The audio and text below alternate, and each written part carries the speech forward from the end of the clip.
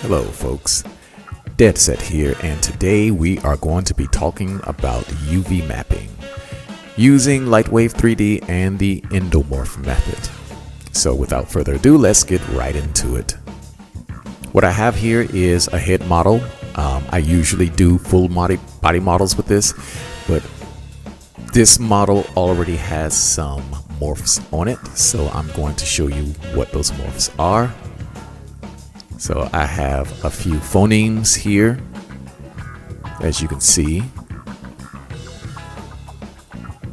And basically, the same method that I use to create phonemes are what I'm going to use to UV map this object. So the first thing I need to do is to create a morph. So basically what I'm going to do is I'm going to isolate the head geometry or the skin geometry, get rid of all of that eyeballs. Isolate the mouth,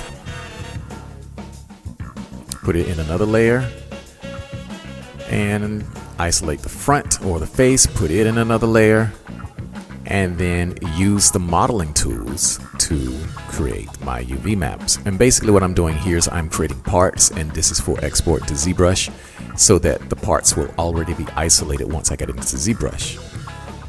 Now the whole point of doing it this way is to basically use the skills that you already have to create your UV maps.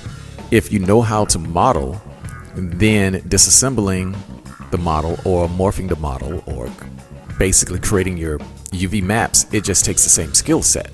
So there is nothing new to be learned here. You're just taking it, flattening it out, and then taking a planar projection of your results. So no need for me to talk, just watch me work. And the video has been sped up and it skips around, but it does not take a lot of time to do this type of thing. In fact, it's pretty dumb work, really, especially if you already know how to model. So this is the inner mouth. And it's just, moving points and polygons around and, stretching things. One thing that I want to note is that there's this prevailing belief that most people are using auto UV tools to create their UV maps. And while it may be true that, yes, a good amount of people are using auto UV tools, the problem is that auto UV tools are not that precise. In fact, you rarely get what you want out of them. What I'm displaying here is the very old way that we had of doing it. And it is much more precise. We lined up our own seams and we knew exactly what we were going to get.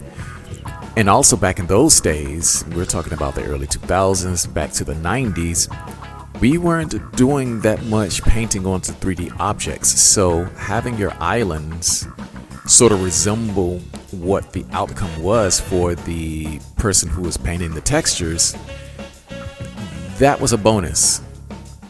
And so it made it easier for the person who's creating the texture to, use Photoshop or whatever 2D program, PaintShop Pro, etc., to paint your UV maps.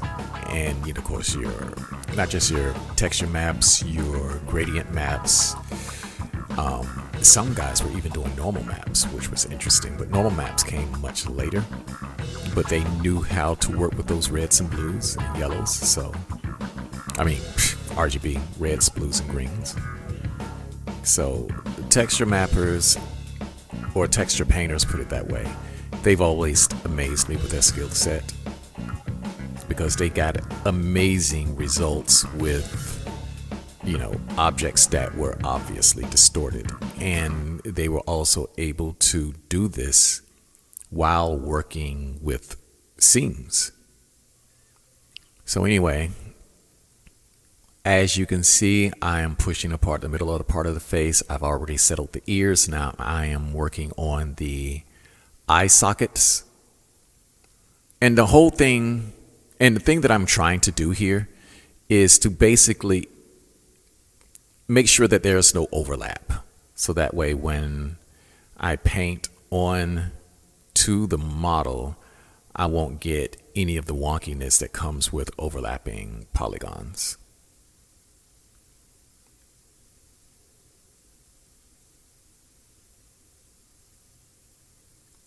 As you can see, I'm very meticulous. So sometimes I will pull them one point at the time. Other times, like if I'm like really pressed for time, I'll just scale everything down. Just grab some polygons, rescale them, make them smaller, make them bigger, and yada, yada, yada. Right now, I am using a mixed method because I want to be more precise. And because it's a head model, that's what the viewer is going to be seeing or looking at most of the time. So it's better to be more meticulous with this part of the body.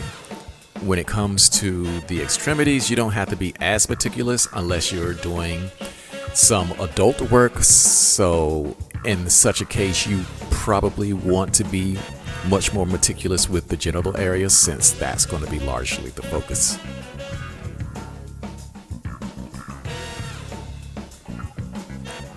Now we are working on the lips. And of course it's,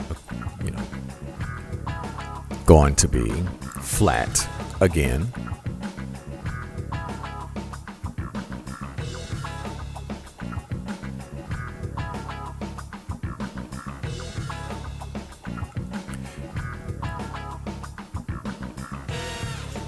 Now, you probably saw me doing some type of a global flattening, and that's using a plugin called Lightwave Brush.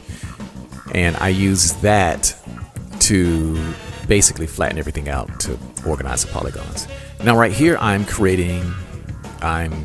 basically compensating for the seams, so that if, by using a foreground layer and a background layer, I can see where my seams are and then go ahead and compensate for them manually.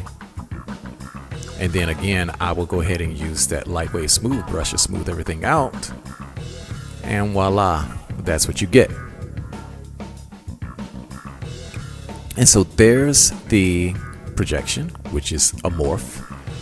What I want to do is create a planar map of this projection, and that's going to turn out to be my UV map. And then after the fact, what I want to do is I want to delete the morph map, combine those three layers back into one, and then merge all my points. And my model will be right back to the state that it was before I started this process, while leaving the UV map intact.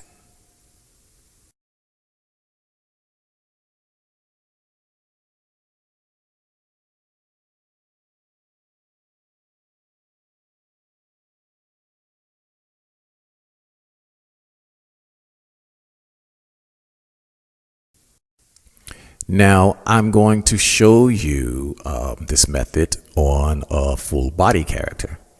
I'm not going to go through the whole motion. I'm just going to show you the outcomes, such as this orc. Now with this character, you can see that it has a full body of islands, head, back of the head, hands, inner mouth. Let's go to another character. I have a succubus that I was working on for an adult flick. So be aware of the nudity. This is not made for children. Again, this one I'm using UDIMs. So I have the leg warmers on one UDIM and the rest of the body parts on another.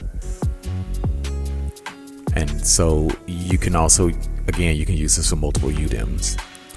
Something to take note of, when you export the model into ZBrush, which I'm using GoZ, of course the UV map is going to go with it, as well as the groups transfer over. However, you get wonkiness with when I look at the UV in ZBrush. Now, I don't generally have to correct for that, because the distortion doesn't go over to the model when I transfer it back. However, if I load the same model into a different painting system, such as Armor Paint, then you will see that there is no distortion in the UV map after triangulation. So here's the Armor Paint example. And as you can see, in the UV map, there is no distortion. There is just triangulation. In fact, I can go back into Lightwave, triangulate, and get the same results, because triangulation is mostly a polygonal thing, not a vertex thing. So I can turn off triangulation back in Lightwave and then keep on going as usual, maintaining the quadrant integrity of the model, which is much easier to work with.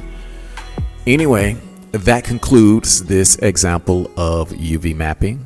I hope that you found this useful, and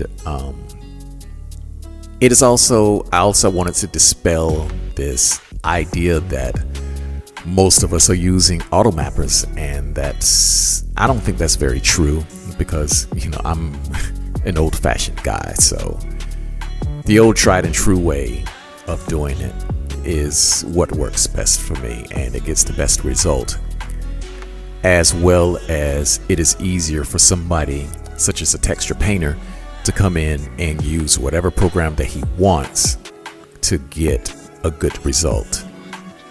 And that's just good for everyone. So until next time.